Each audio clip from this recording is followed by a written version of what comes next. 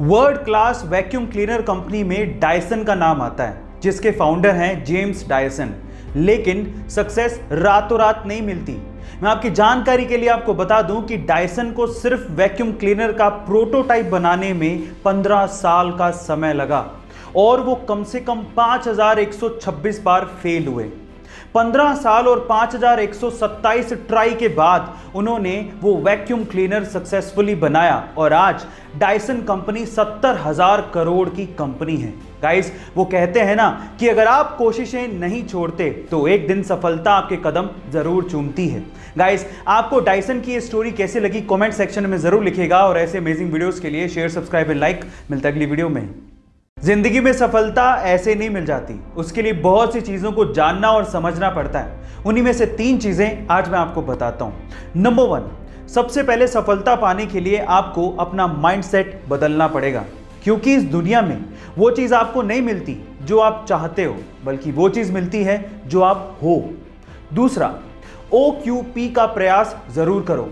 OQP क्या है? Only quality people. अपने आप को सिर्फ क्वालिटी लोगों के साथ सराउंडेड रखो। और तीसरा, अगर आप वाकई में सक्सेसफुल होना चाहते हो तो अपनी कम्युनिकेशन स्किल को ठीक करो, क्योंकि जब आप मुंह खोलते हो तो आप दुनिया को बताते हो कि आप क्या हो। गाइस, ये 3 चीजें आपको कैसे लगी कमेंट सेक्शन में जरूर लिखिएगा और ऐसे अमेजिंग वीडियोस के लिए शेयर, सब्सक्राइब एंड लाइक। मिलता है अगली वीडियो में।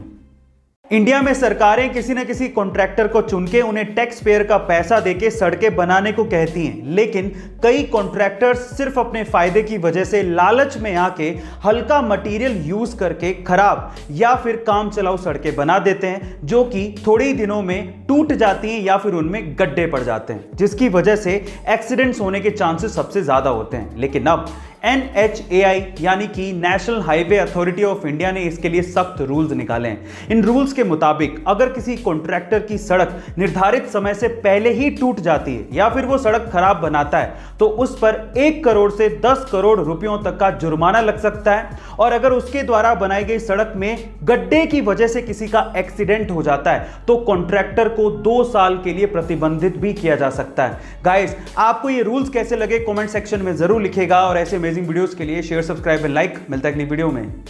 आज हर कोई ये चाहता है कि उसके चेहरे पे ग्लो हो, अब चाहे वो लड़का हो या लड़की। तो आज इस वीडियो में मैं आप लोगों को चेहरे पे ग्लो लाने के कुछ घरेलू तरीके बताता हूं। सबसे पहले है स्टीम यानी कि भाप लेना। गाइस, जब आप 5 से 6 मिनट के लिए दिन में भाप लेते हैं तो वो आपके स्किन के अंदर जो पोरसेस में गंदगी फंसी होती है उसे बाहर निकाल देता है और आपकी स्किन को फ्रेश बना देता है। दूसरा है गुलाब जल यानी कि रोज वाटर। गाइस, गुलाब जल यानी कि रोज वाटर आपकी डल स्किन को भी फ्रेश कर देता है। अब इसे आप फेस पैक में डाल के भी यूज कर सकते हो और डायरेक्टली भी आप इसे छिड़क सकते हो अपने चेहरे पे और गंदगी साफ कर सकते हो। और तीसरा है कॉफी बीन्स या कॉफी का पाउडर। इसके लिए आपको क्या करना है, कॉफी का पाउडर लेना और उसमें कच्चा दूध मिलाना है और फिर उस मिक्सचर से अपने चेहरे को स्क्रब करें 5 से 6 मिनट के लिए। गाइस, आपका चेहरा एकदम ग्लो करने लगेगा। ये घरेलू तरीके आपको कैसे लगे चैट सेक्शन में जरूर लिखिएगा और ऐसे अमेजिंग वीडियोस के लिए यूट्यूब पे हमारे चैनल को सब्सक्राइब कर लीजिएगा, वीडियो को शेयर करिएगा और लाइक करना मत भूलिएगा। मिलता है अगली वीडियो में। गाइस, कुछ खाने पीने की चीजों को लेके काफी ज्यादा मिथ है, चलिए आज उसके बारे में बात करते हैं। सबसे पहला, ऐसा आपने बार बार सुना होगा कि हर दिन एक सेब खाने से आप डॉक्टर से दूर रहेंगे, लेकिन ऐसा नहीं है। सेब खाने से आपको विटामिन सी और फाइबर की पूर्ति जरूर हो सकती है, लेकिन इसके अलावा भी बहुत सारे न्यूट्रिशंस आपकी बॉडी को चाहिए रहते हैं जो कि सेब में नहीं होते, तो सेब अकेला इसकी पूर्ति नहीं कर सकता। दूसरा, ऐसा कहा जाता है कि बरसात में अगर आप दही खाते हैं तो आप बीमार पड़ सकते हैं, लेकिन यह भी गलत है।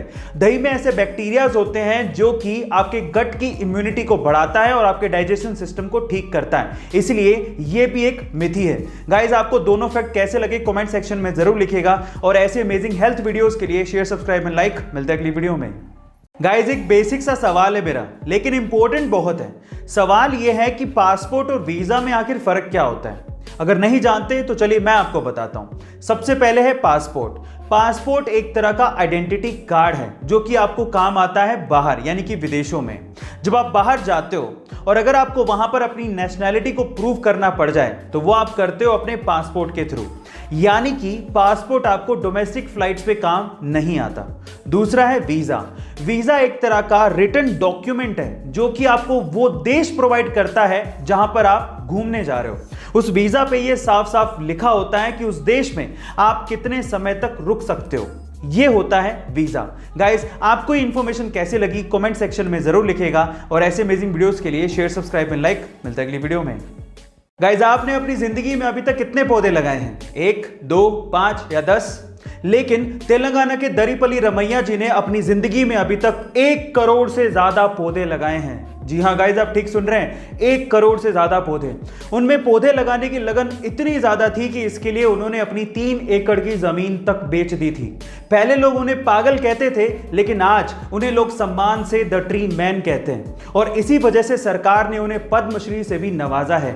गाइस, आपको दरीपल्ली जी के बारे में सुन के कैसा लगा कमेंट सेक्शन में जरूर लिखेगा और ऐसे अमेजिंग वीडियोस के लिए शेयर, सब्सक्राइब एंड लाइक। मिलते हैं अगली वीडियो में।